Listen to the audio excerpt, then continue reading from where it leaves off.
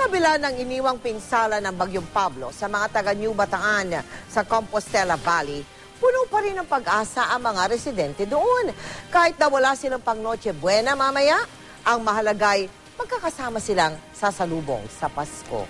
Mula sa New Bataan, Compostela Valley, nakatutok live si Jay Sabale. Jay?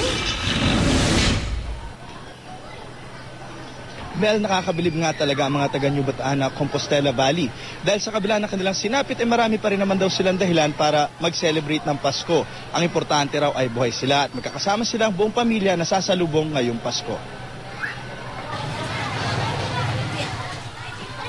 Dito, sa evacuation area na ito, ang Noche Buena mamayang gabi ng karamihan sa mga taga New Bataan.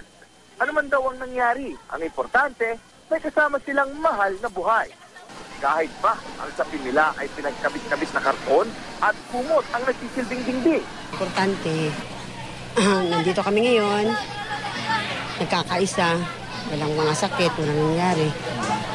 Ganun lang. Hirap man sa pagkain, kahit paano, may santawid gutom na dumadating.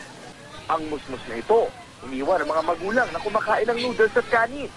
Ang mga magulang niya, nasa may grandstand, naghihintay sa mahabang pila para makakuha ng ayuda. Ano man daw ang makuha, magsasaluhan sa hapunan. Ang matitira, pang Noche Buena.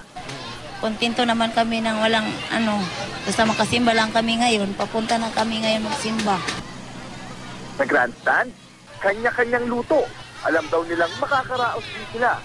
Dasal daw nila na ang Paskong darating ang simula ng bagong buhay. At kahit gaano man daw kabigat ang pinagdadaanan nila, magsisimba raw sila para magpasalamat at nakaligtas sa trahedya. Kapitbahay. Mel, gising na gising pa nga ang mga tao dito sa grandstand habang ang mga bata naglalaro pa, no? Ito ay habang hinihintay nila yung pansit bihon na niluluto na kanilang pagsasaluhan na ang mamayang Noche Buena. At ang iba naman nakapila pa dahil may bagong dating na mga relief goods mula sa DSWD. Mel?